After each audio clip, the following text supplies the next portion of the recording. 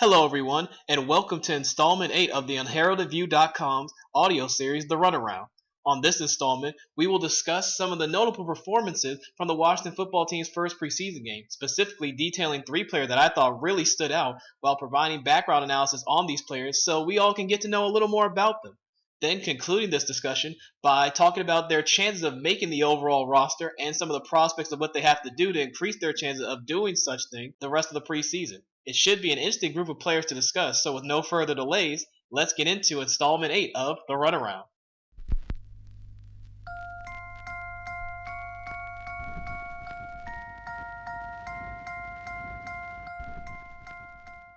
So obviously to kick off the discussion, let's first start by letting everybody know who may not have been able to see the game last week. The Washington football team took on the New England Patriots going on the road to Foxborough for their first of three preseason games this 2021 season. And they unfortunately had to take a tough loss 22-13, but that does not mean they didn't have some very positive performances. And as I like to look at it, I want to look at three unheralded performers that really stood out and I think all have a legitimate, strong shot to make this Washington football team roster after coming in as, I wouldn't say relative nobodies, but sort of unknown commodities to the fan base and the football team. So let's start off by discussing rookie running back Jared Patterson, the 21-year-old running back.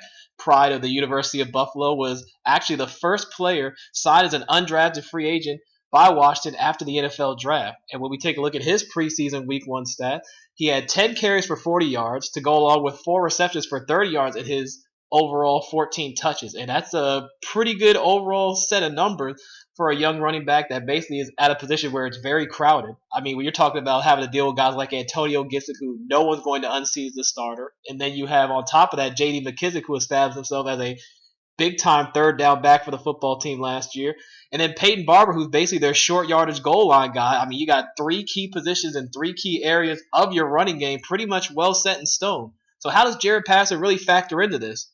Well, obviously, he does have a bit of a local connection as he did go to high school at St. Vincent Pallotti here in the DMV area. And when you look at some of his numbers in college, it really showed just how impressive this young man is. He rushed for 3,884 yards at Buffalo with 52 total rushing touchdowns, including two 19 touchdown seasons, while averaging 6.3 yards a touch. I mean, when you're looking at those numbers, it doesn't matter which college you go to. If you're dominating with those type of numbers, you have to be a prospect that has to be on some people's radars, which is why, even though he may not have been drafted, Washington was hot on his trail to pick him up as an undrafted free agent. Now, when fans overall look at this young player, he's only about 5'8", 5'9" in stature, depending on who you look to for your information in terms of his scale, and 195 pounds, which is why I think a lot of evaluators, when they look at him, liken him to a guy like a Darren Sproles, so to say. But when I look at his overall strengths as a player, it really kind of adds another development to the Washington roster in terms of overall playmakers. And as we know in the NFL, you can never have enough playmakers no matter what the offensive position is. And when you take a look at the speed, the quickness, and even his size is what I would consider his three main strengths, because being a little guy, it makes him a lot better at being able to hide behind his blockers when he's going into the running game, especially in the zone running game. So maybe it's a little tougher for defenders to pick him up and shoot those gaps right away to try to make the tackle on him. Now, as far as areas of improvement, I wouldn't necessarily say these are like major areas he has to improve. It's just something that I want to see these final two preseason games him show a little more of, which is, again, continue to show his ability to catch the football out of the backfield, and obviously having those 4 receptions for 30 yards is a pretty good start. But also continue to show the quality vision you want to see in young running backs that can really elevate them in terms of their really them getting a pretty good look from the coaching staff and them and overall being able to put out there for any type of running situation. And also just more decisiveness. You don't want to see a young player necessarily going left and right too often trying to out-juke everybody. Just get straight forward, use your speed and your quickness to elude players, and then ultimately make big plays. Now, I'm not saying that Jared Patterson ultimately has to make big plays at the running back position to make the roster, but if he has another 2 weeks like he had his first week with this Washington football team this preseason, especially with them taking on a Cincinnati Bengals defense that should be improved, and then in their third preseason game, taking on the Baltimore Ravens, which we always know is going to be a very good defense, it could go a long way for him ultimately making this roster. And I think Washington could ultimately carry 4 running backs, so who's to say this young man hasn't already got his foot in the door? So the second player that really caught my eye and has kind of been sort of a Washington football team underdog darling, even going back to last year when he was in their overall international development program, is rookie tight end Sammis Reyes, who at 25 years old is trying to make the roster, obviously as basically the third string tight end. And when you look at his stats from preseason game number 1, I mean, 2 receptions for 25 yards doesn't seem overly impressive, but when you look at the story of how he has sort of come up and gotten to this point where now he's shown, at least in his first preseason game, that he can be a physical specimen that can contribute at an NFL level. I mean, you're talking about a guy that played basketball for the Chile national team and really received a basketball scholarship when he was 14 years old, and that was when he ultimately moved to the U.S. at 14 years old when he got said scholarship. And you think back to his days, he really didn't even play football at all. He played in college basketball at both Hawaii. He played some at Palm Beach State College, Tulane, Loyola of New Orleans, and then obviously took part his high school days at North Broward Preparatory School. But when you look at him, obviously one of the biggest strengths he has is his size and athleticism. I mean, you're not going to find too many guys that are 6'5", 260 pounds and can move around with the type of shiftiness that he had. Now, obviously, the areas of improvement, though, that he does have to show that are going to go a long way to seeing if he makes the roster is how much experience can he gain from not having necessarily 4 preseason games, but now having only 3 preseason games to sort of showcase what he can do. And obviously, it's going to be cut into because he's dealing with a concussion, as we just found out this week. So it's going to be interesting to see how that affects his playing time and how the team goes about dealing with him in terms of do they put him on the roster if he isn't able to play the rest of the preseason just based off of that first game, or maybe do they IR him? What situation do they go to in this scenario? But other areas of improvement, obviously, for a young player is you always want to make sure your tight ends can block. Now, I know in the league where we want to see tight ends catch the football and have guys like Travis Kelce, George Kittle, Rob Gronkowski, guys like that, you still at the end of the day have to be able to be at least a serviceable blocker at that position. Now, obviously, the guys I just named are not only great pass catchers, they're also excellent run blockers as well, which is why they're the elite of the elite. But I think Sammis Reyes has the size. He just needs to continue to show the work ethic that he's displayed thus far and also put in the time to ultimately improve at this situation. And if he can learn to really continue to block at even just a solid level, I think the athleticism and the type of playmaking ability he might have the potential to have down the road could be real enticing, which is why I think he has a very good shot to make Washington's roster. Again, he's just learned how to play a position that he's never played before. So the fact he's made even this much progress in such a short amount of time has me feeling really good about his chance to become a possible impact player for Washington. Maybe not this season or even next year, but down the road, especially if they stick with the young man. Now, the third and final player I want to talk about that really stood out to me was fourth-year cornerback Torrey McTyer, the 26-year-old cornerback who's trying to make the roster at obviously a position where Washington does have, I think, some pretty good depth now compared to what they've had the last couple of years. So it may certainly be tough for him, and he's at an uphill climb, but I think he showed pretty well for himself in week 1. When you look at his numbers, he had 3 tackles and a pretty memorable pass breakup where, yes, in retrospect, he was beat on a deep ball, but to be able to have the makeup speed to get back into play and still be able to knock the pass down, I think that was an admirable effort and something that can't go overlooked. That even when a guy is beat, he still has the ability to make up for maybe, if it was a slight mistake, make up for said mistake because of his physical ability. Now, again, he's not a huge corner, although 6 foot, 188 pounds is not necessarily a small human being either. But he does have pretty decent size, a UNLV college graduate, and a guy who was actually originally with the Miami Dolphins when they signed him as an undrafted free agent in 2017.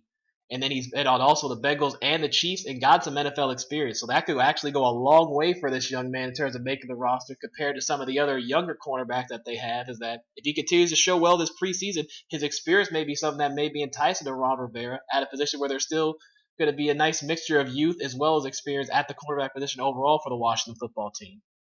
In his NFL career, he's made 34 tackles and has 3 passes defended. So again, that's where that experience comes into play and the ability to show that he can play and hang around at this level.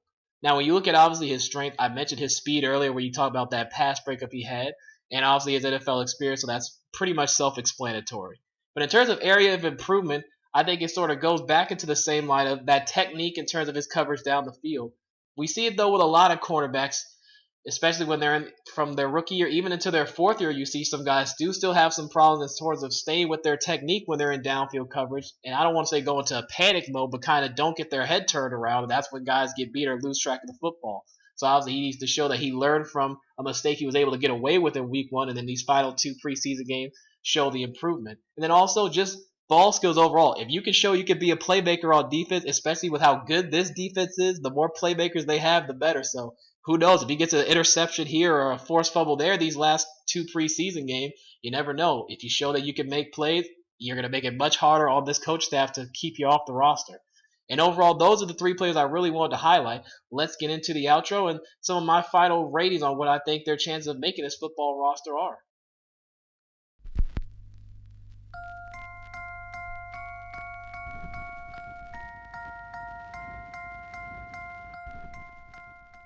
Now, to kind of wrap everything up, I want to discuss the current chances of these three young players to make this Washington football team roster. And of the three players, the player that I think that has the best chance to ultimately make the roster is probably Jared Patterson, the rookie running back. I say probably more of a 65 to 70% chance. Now, I'm obviously using percentages which are not exact, but these are just kind of what I think is the best numerical way I can sort of give my feelings on my belief in their chance to make the ultimate roster. And for Patterson, I think a lot of it is because he shows so well in week one. And if he could even just, at bare minimum, duplicate those performances the next 2 weeks, he's going to make it very hard on Ron Rivera and this coach staff to not keep him on the roster, especially with the way they've been glowing about his performances during training camp to this point. On top of that, we are hearing some rumblings as well that they might even try him out on punt return. And as we know, for the Washington football team, the last 2 or 3 years, punt return has been something that they've really struggled with in terms of ball security and just getting overall explosive plays. And for a team that, even with an offense that I think is going to be much improved, still needs to find other ways to produce points and create quality field position to help out the offense to a certain degree. I mean, Patterson has the type of skills in the open field that could be very beneficial on punt return. So we'll have to see if they, one, try him out these last 2 games, and then two, how he performs, because that could go a long way to giving them another leg up to ultimately making the roster and not just a fourth running back, but a very integral piece to the Washington football team puzzle. Now, the guy who I believe has the second best odds to make the team of the three is Sammis Reyes. I put him more at a 50 to 55% chance, and that's actually gone down since we now know he's dealing with a bit of a concussion situation. And when you're in concussion protocol, especially now with a shortened preseason, he's pretty much already been nixed out of playing in tomorrow night's game. So now you're talking about, at best, he could come back and try to play in the third preseason game, but is that going to be enough time for Reyes to show that he is ready to sort of take on the challenge for a guy who's never played the tight end position up until the last basically couple of years and is going to be learning on the fly? Do they feel comfortable, even as just the third tight end, throwing him out there in certain situations?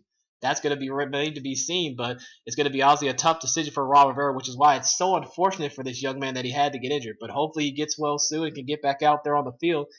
And then as far as Torrey McTyer, obviously, as I explained when I talked about him as the last player of the three, he's the guy that I think has the toughest role because Washington is pretty deep at corner. They have good veterans at the top that are penciled in, guys like William Jackson, who was their big money free agent signing. And also you add in Kendall Fuller, who's going to be coming back, Benjamin St-Juste, who they also just drafted with a high draft pick in the first 3 rounds. So, I mean, you're talking about a guy who has got a lot of competition already. I mean, at the end of the day, you never know. That's why I gave him a 40 to 50% chance because it could go either way. If he has another performance like he did in week one, and like I said, who knows if he makes a play here or there, gets an interception here or there, and makes a big play on defense for the team.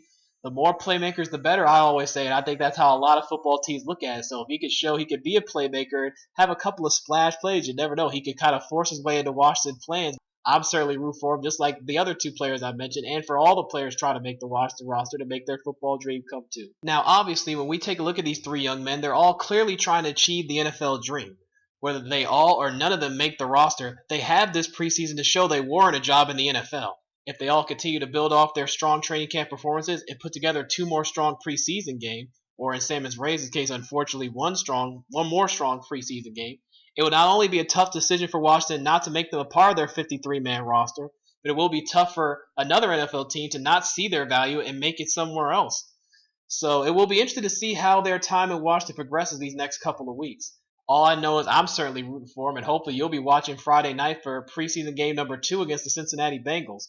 And I'll be excited to see what's, again, not just these three players, but these other young Washington players all trying to make an impact look like as we continue to progress further and closer to the NFL season. But that's all I got to say on the matter. This has been installment 8 of the Runaround series. Thanks for listening.